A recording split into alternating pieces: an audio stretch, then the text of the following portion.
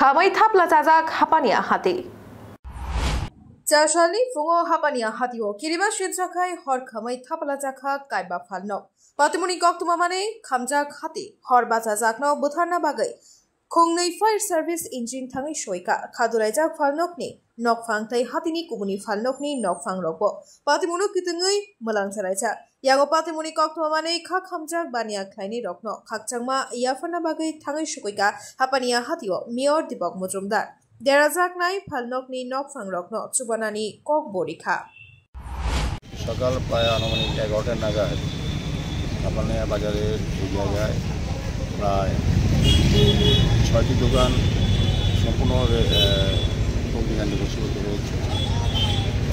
ক্ষয়ক্ষতির পরিমাণ 5-6 লক্ষ টাকা হবে।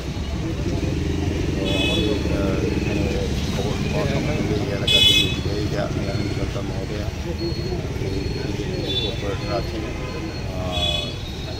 বাপি দাস, সবিতাদি সহ আমাদের এসি কমিশনার এবং এনসিপির আধিকারিক আছেন, বাজার কমিটির সেক্রেটারি আছেন। আমরা সরকারের সঙ্গে ক্ষতিগ্রস্ত ব্যবসায়ীদের সঙ্গে আমরা কথা বলেছি।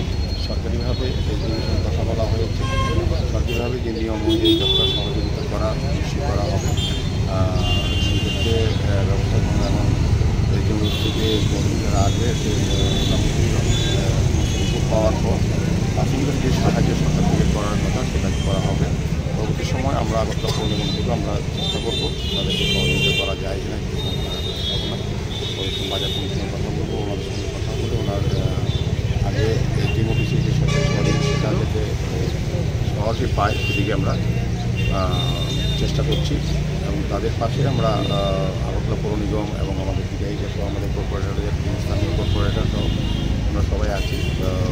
পরবর্তী সময় বাজারটা যাতে সঠিকভাবে সমস্ত ব্যবস্থাপনা রেখে এবং অগ্নি সংযোগী যে ধরনের দুর্ঘটনা ঘটে যাতে বাজারকে রক্ষা করা যায় সেদিকে লক্ষ্য রেখে আমরা পরবর্তী সময় বাজারে একটা পরিস্থিতি এবং বাজার নিয়ে একটা পরিকল্পনা গ্রহণ করি।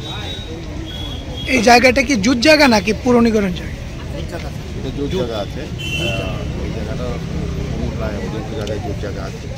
যাই হোক, বাজার যখন কোনো গঠন করা হবে বা নতুনভাবে চিন্তা করা হবে তখন সরকারি জায়গা জুট জায়গার সরাসরি কথা বলেই আমরা আধুনিক বিজ্ঞানসম্মতভাবে এবং যাতে এই ধরনের দুর্ঘটনাকে সহজেই এড়ানো যায় এবং জলের ব্যবস্থা যাতে রাখা যায় সেই ব্যবস্থাটা চিন্তা করে বাজারটা পুনর্গঠন করার চেষ্টা করব। সাময়িকভাবে যারা ক্ষতিগ্রস্ত তাদেরকে সমবেদনা জানাচ্ছি।